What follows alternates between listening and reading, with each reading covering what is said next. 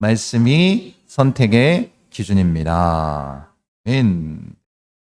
노벨 문학상을 수상했던 장폴 사르트르가 그에 져서 실존주의는 휴머니즘이다 라는 이 책에서 이렇게 얘기했습니다. 인생은 B와 D 사이의 C다 라는 그런 말을 남겼습니다. 인생이란 B, 버스, 탄생과 D, 데스, 죽음 사이의 C, 초이스, 선택이다 라고 말을 했습니다.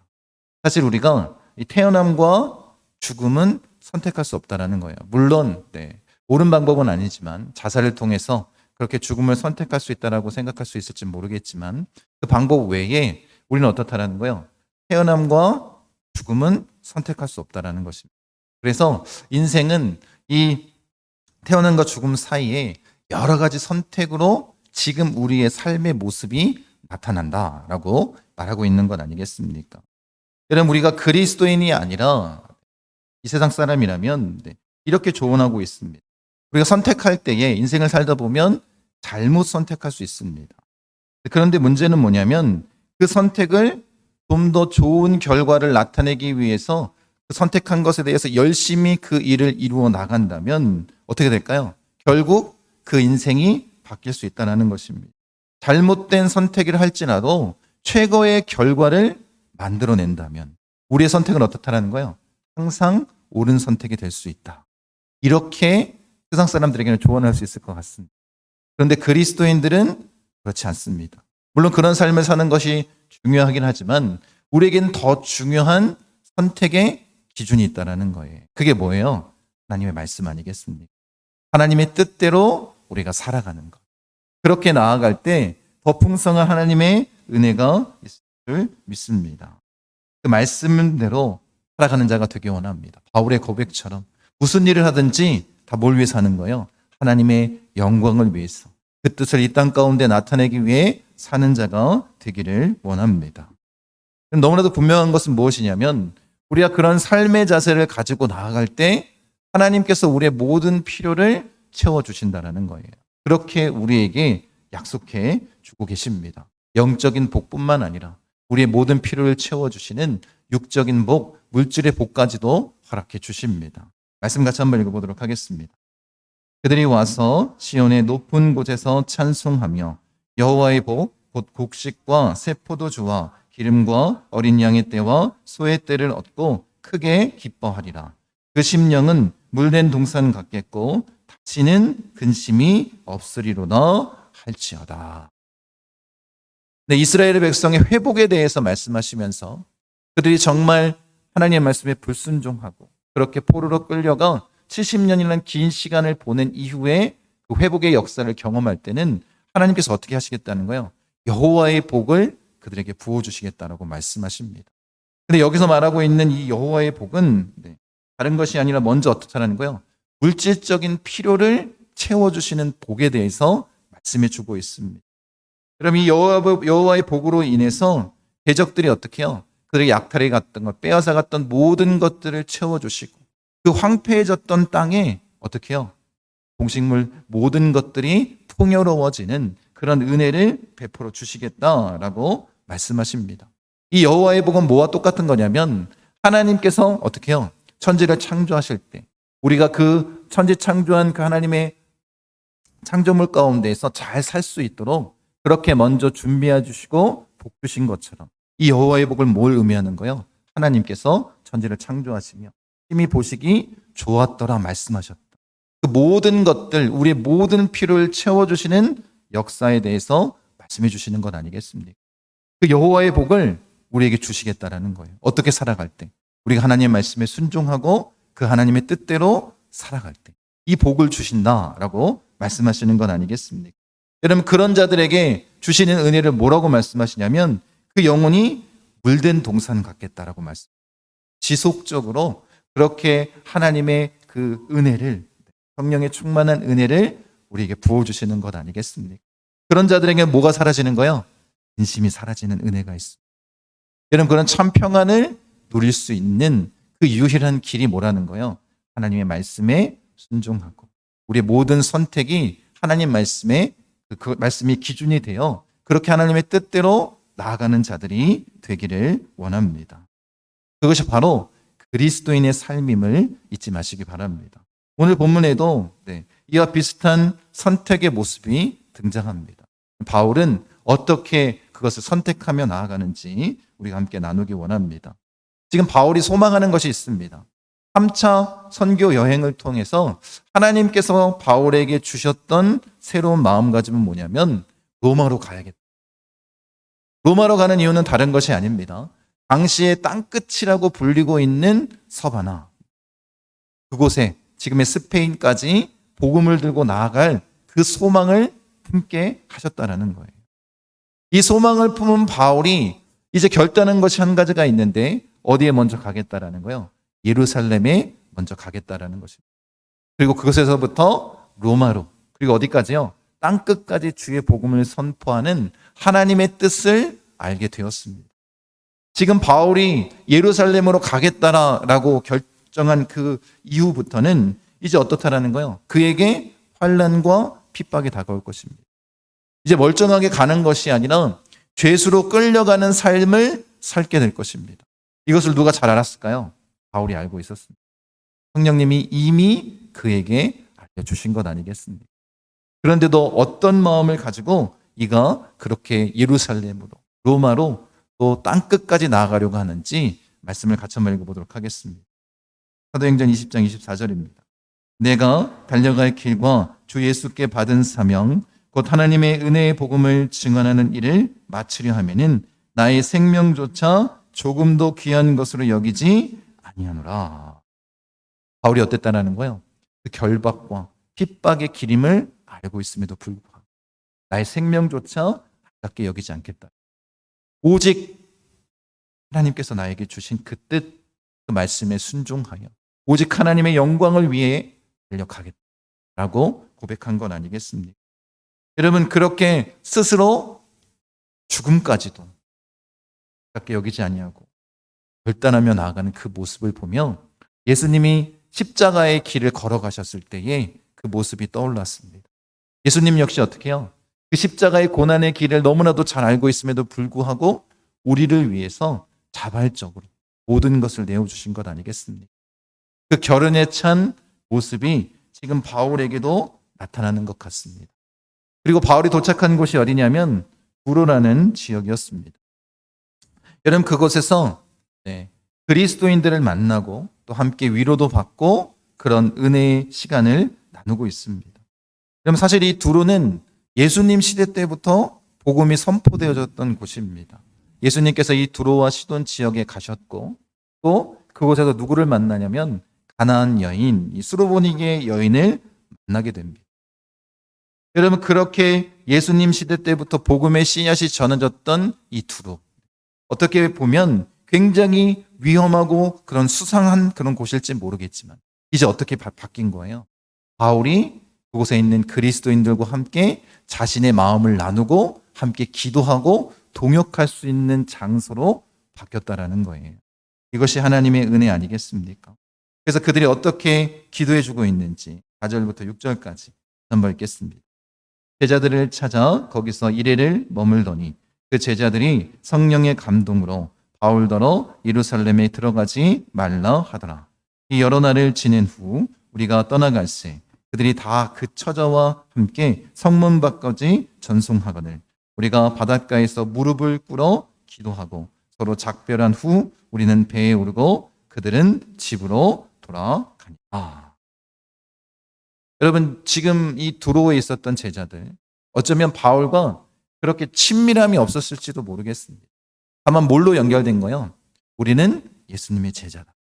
그 보혈의 피로 연결된 그런 자들 아니겠습니까?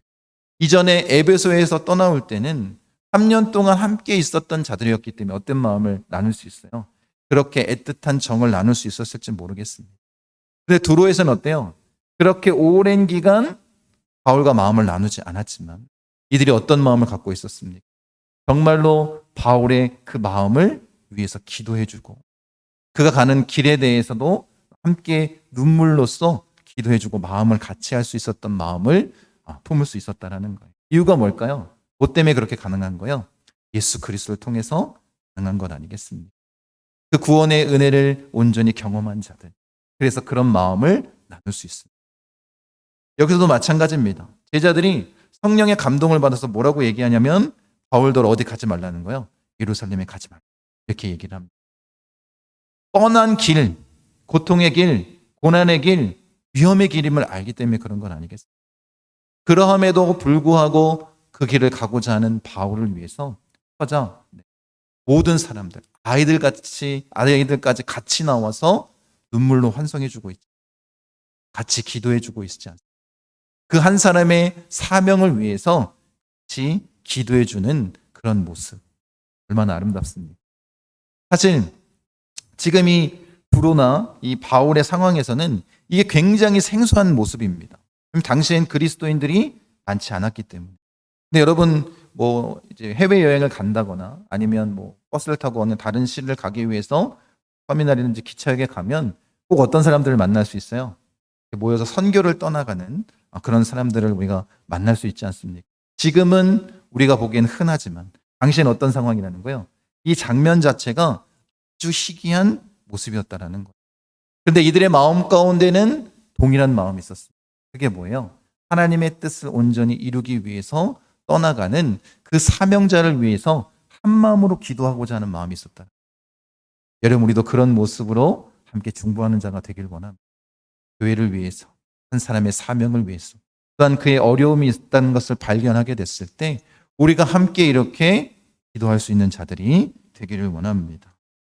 그런 교회, 하나님께서 원하시는 사랑의 나눔이 넘쳐나는 교회가 되길 원합니다. 그리고 나서 도착한 곳이 어디냐면 가이사랴라는 곳입니다. 여기에 있었던 사람은 7 집사 중에 한 사람인 빌립이었습니다. 빌립이 그곳에서 교회를 세웠던 것 같습니다. 사마리아에서 복음을 선포하고 가이사랴에 정착한 것 아니겠습니까? 그런데 지금 누구와 만나고 있는 거예요? 바울과 빌립이 만나고 있습니다. 20년 전에는 어떤 삶의 모습이었어요? 바울은 피해자였고 빌립은 어때요? 핍박을 받아 피신을 가는 그런 사람이었습니다. 근데 지금 상황이 어떻게 됐어요? 완전히 바뀌어 있는 것 아니겠습니까? 아마 두 사람의 만남 가운데에 많은 이야기들이 흘렀을 것 같습니다. 정말 복음의 능력이 우리를 어떻게 바꿨는지, 또 우리의 삶의 모습이 어떻게 변화되었는지, 그리고 빌립을 통해서 이제는 바울이 박해자가 아니라 뭘로 바뀐 거예요? 핍박받는 자로 바뀐 것 아니겠습니까? 그 마음도 조금 나눌 수 있었던 것 같습니다. 그렇게 깊은 대화 가운데 기록하고 있는 내용은 뭐냐면 이 빌립의 딸 4명이 있는데 처녀로서 뭐 하는 자라는 거예요? 예언을 하는 자다라고 있습니다. 그런데 이들의 예언이 아니라 누가 와서 예언을 하냐면 예루살렘에서 내려온 이 아가보라는 사람이 아마 유명한 선지자였던 것 같습니다. 그가 어떤 상징 행동을 보여주냐면 바울의 띠를 가져다가 자기의 몸을 막 결박하기 시작합니다. 그러면서 말하는 거예요. 이렇게 상징 행동을 통해서 이 띠의 임자를 결박하여 유대인들이 어떻게 하겠다는 거예요? 이방인의 손에 넘겨주게 될 것이다. 이렇게 얘기를 합니다. 그럼 이 아가보는 유명한 선지자입니다. 이미 사도행전 11장에 예루살렘에서 안디옥으로 넘어와서 천하의 큰 흉년이 있을 것이다 라고 예언했던 그 선지자입니다. 그렇게 지금 이 아가보가 상징 행동을 통해서 또 뭐라고 지금 예언하고 있는 거예요? 바울로 하여금 예루살렘에 가면 이런 핍박과 결박이 있을 것이다 라는 것을 분명하게 말하고 있습니다. 이 예언을 들은 제자들이 뭐라고 말했을까요? 예루살렘으로 가라고요? 가지 말라고요? 예루살렘으로 가지 말라 이렇게 얘기합니다. 여러분 두로에서도 마찬가지로 성령의 감동을 받아 예루살렘으로 가지 말라. 가이사랴에서도 마찬가지로 그 예언의 모습을 보고 뭐라고 얘기했다고요? 예루살렘으로 가지 말라 이렇게 얘기합니다. 여러분 이 제자들이 이렇게 말하는 것과 이 아가보는 좀 다릅니다. 아가보는 어때요? 하나님의 말씀에 대해서 그 예언하는 상징 행동을 그대로 보여주지만 그것에 대해서는 아무 말도 하지 않습니다. 누가 얘기하고 있어요? 제자들이 그것을 보고 이야기하고 두로도 마찬가지입니다. 여러분 이것을 비교하면서 우리가 꼭 기억해야 될 것이 있습니다. 여러분 꼭 마음 가운데 새기셨으면 좋겠습니다. 성령께서 다른 사람을 통해서 나에게 어떻게 하라고 말씀하실 수 있습니다. 그것을 보여줄 수 있다는 거예요. 지금 바울처럼 네가 예루살렘으로 가게 되면 결박당할 수 있다.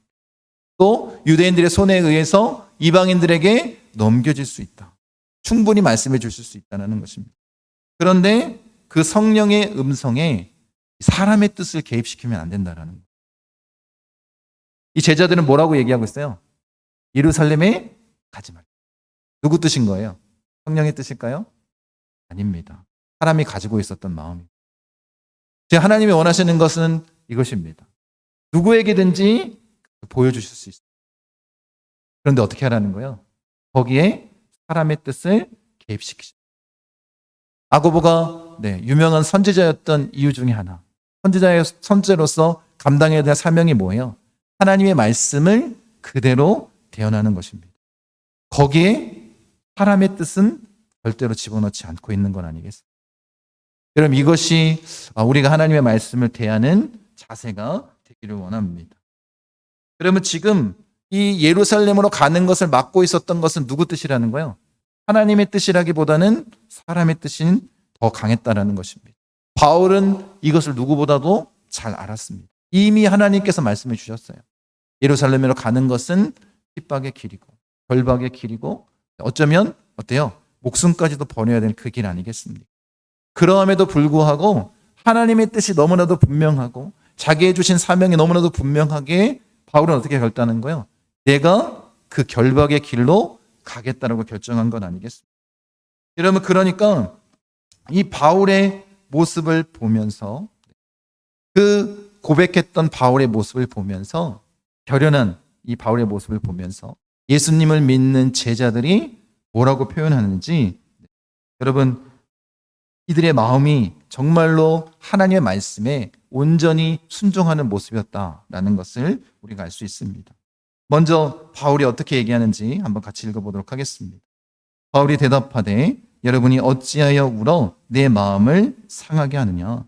나는 주 예수의 이름을 위하여 결박당할 뿐 아니라 예루살렘에서 죽을 것도 각오하였노라 하니. 울면서 나의 마음을 상하게 하지 마십시오. 나는 이미 하나님의 뜻대로 가기로 결단하고 죽을 각오도 다 되어 있습니다. 이 말을 들으니까 제자들이 뭐라고 얘기하고 있어요? 다 같이 동일하게 주의 뜻대로 이루어 이렇게 얘기를 하고 있습니다. 끝까지 막아서는 것이 아니라 인간의 뜻, 사람의 뜻을 계속해서 주장하는 것이 아니라 어떻게 되길 원한다는 거예요? 이 모든 것이 하나님의 뜻대로 이루어지기를 원합니다. 라고 고백하고 나아가는 것. 이것이 초대교회의 믿음, 신앙의 모습 아니겠습니까? 여러분, 그렇게 우리가 함께 마음을 모아 나아갈 수 있는 자들이 되기를 원합니다. 오직 예수 이름을 위해서 달려가고자 그 바울의 마음. 로마도 보아야 하리라라고 말씀하셨던 그 하나님의 말씀에 순종하여 끝까지 목숨도 아깝게 여기지 아니하고 달려나갔던 그 바울의 모습 우리가 지킬 수 있도록 그 사명을 감당한 자들이 그 사명을 잘 감당할 수 있도록 마음을 모으는 자들이 되길 원합니다. 그래서 이때 제자들이 얘기했던 것 14절 같이 한번 읽어보겠습니다. 그가 권함을 받지 아니하므로 우리가 주의 뜻대로 이루어지이다 하고 그쳤노라. 이런 믿음의 자세 우리에게 필요한 것 같습니다. 여러분 끝까지 그 마음을 지켜 행할 수 있는 자들이 되기를 원합니다. 성령의 감동으로 이미 가야 될 길, 그것이 어렵고 힘든 길임을 알려주셨음에도 불구하고 하나님이 원하시는 건 뭐예요? 하나님의 뜻대로 그것을 감당하고 나아가길 원하는 것입니다. 그러면 누가 책임져 주실까요? 하나님께서 책임져 주시는 그 뜻대로 이루어지이다. 우리의 삶의 선택의 모든 기준은 뭐가 되어야 된다는 거예요? 하나님의 뜻이 되어야 됩니다. 하나님의 말씀이 되어야 됩니다. 그러면 어떻게 해요? 하나님께서 우리를 인도해 주시는 것 아니겠습니까? 여기서 표현된 주님의 뜻대로 이루어지이다. 이 기도는 사실 누가 가르쳐준 기도냐면 예수님께서 가르쳐준 주기도에 나오는 기도입니다. 그 기도의 내용을 지금 이들이 고백하고 있는 거예요. 근데 예수님도 마찬가지입니다. 누가복음에 보면 겟세마네 동산에서 뭐라고 기도하세요? 내 원대로 마시옵고 아버지의 원대로 되기를 원하나이다. 예수님께서도 어떻게 해요? 그 십자가라는 것이 굉장히 큰 고통과 고난으로 다가오셨습니다. 그래서 거기서 땀방울이 핏방울이 바뀔 정도로 고통과 고민의 시간을 가진 것 아니겠습니까? 그러면서 뭐라고 고백하고 있냐면 내 원대로 맛이었고 아버지의 원대로 되기를 원하나이다. 이 고백은 원어로 보면 주기도의 내용과 동일합니다. 주 뜻대로 이루어지기를, 이 고백인 거예요. 예수님은 어떤 삶을 사셨냐면 우리에게 주기도의 내용을 가르쳐 주시고 예수님이 어떻게 사셨어요? 그 기도의 내용대로 사셨다라는 거예요. 하나님의 말씀대로 그 뜻대로 행하며 나아간 것 아니겠습니까? 그런 선한 영향력들이 그리스도인들에게 나타나기 시작한 거예요. 그래서 그들이 뭐라고 얘기하고 있다고요? 자기의 뜻과는 다르다 할지라도 그 뜻대로 이루어지기를, 이런 마음의 자세가 있어야 되는 건 아니겠습니까? 교회 안에서 자기의 뜻을 계속해서 드러낸다면 그것은 하나님께서 세우신 성령 충만한 영적인 공동체의 모습이 아닙니다. 이 세상의 모습과 이 세상의 기관들과 다를 바가 뭐가 있겠습니까? 우리 모두가 나의 뜻을 내세우는 자가 아니라 하나님의 뜻을 온전히 이루는 자들 되기 원합니다. 주 뜻대로 이루어지기를 원합니다. 그 마음으로 우리가 달려 나가는 자가 되길 원합니다. 여러분, 우리에게 원하시는, 하나님께서 원하시는 신앙의 기준이 낮지 않고 높다라는 것을 말씀드리고 싶습니다. 하나님은 우리가 어떤 삶을 살길 원하는 거예요? 예수님과 동일한 삶을 이 땅 가운데 살아내기를 원하십니다. 그것이 누구의 뜻일까요? 하나님의 뜻 아니겠습니까? 우리가 그런 삶의 기준을 가지고 살아가는 자라는 것을 잊지 않기를 원합니다. 모든 그리스도인들은 누구의 발자취를 따라가는 거예요? 예수님의 발자취를 따라 사는 자들이. 오직 하나님의 뜻대로 살아가는 자들 아니겠습니까? 여러분, 이런 주님의 발자취를 따라가는 자들이 한국 교회에 넘쳐난다면, 우리 목포순복음 중앙교회에 넘쳐난다면, 그럼 세상 사람들이 어떻게 비난할 수 있겠습니까? 주님의 발자취, 주님의 뜻이 아닌 자신들의 뜻을 내세우고자 할 때 문제가 생기는 것 아니겠습니까? 여러분, 우리가 이것을 마음 가운데 깊이 새겼으면 좋겠습니다. 그리고 우리 목포순복음 중앙교회도 이제 하나님의 뜻대로 나아가는 교회, 성령의 충만한 이끄심 따라 나아가는 교회, 그렇게 하나님의 뜻을 세우며 나아가는 교회가 되길 원합니다. 그리고 여러분 역시 모든 선택의 순간에 누구의 뜻대로 선택한다는 거예요? 하나님의 뜻대로 선택할 수 있는 자가 되길 원합니다. 그런 하나님의 말씀, 그것을 지켜 나가는 자 되길 원합니다. 여러분, 여러분의 신앙을 한번 점검해 보십시오. 내가 지금까지 누구의 뜻대로 살아왔는지, 정말 하나님의 말씀의 기준으로 선택하며 그 뜻대로 나아갔는지 여러분의 신앙을 점검해 보길 원합니다. 여러분, 우리가 하나님의 뜻대로 선택할 수 있는 삶의 원동력은 다른 게 아닙니다. 주님을 온전히 바라보는 삶을 사는 것 아니겠습니까? 늘 주님과 동행하는 삶을 살 때 이것이 가능합니다. 성령의 만함, 성령님께 고용된 삶을 사는 것 아니겠습니까? 내가 주인이 아니라 누가 주인인 거예요? 하나님이 주인인 삶을 사는 것. 이것이 그리스도인임을 잊지 마시기 바랍니다. 우리의 모든 선택의 기준이 하나님의 말씀, 더 풍성한 여호와의 복이 우리에게 임한다라는 것을 잊지 마시기 바랍니다. 여러분, 우리가 복음 중심으로 살아갈 때 어떻게 된다는 거예요? 예수와 함께 사명복을 누릴 수 있는 건 아니겠습니까? 그런 삶을 천국 가는 그날까지 끝까지 살아내시는 우리 목포순복음 중앙교회 성도님 되시기를 간절히 축원드립니다.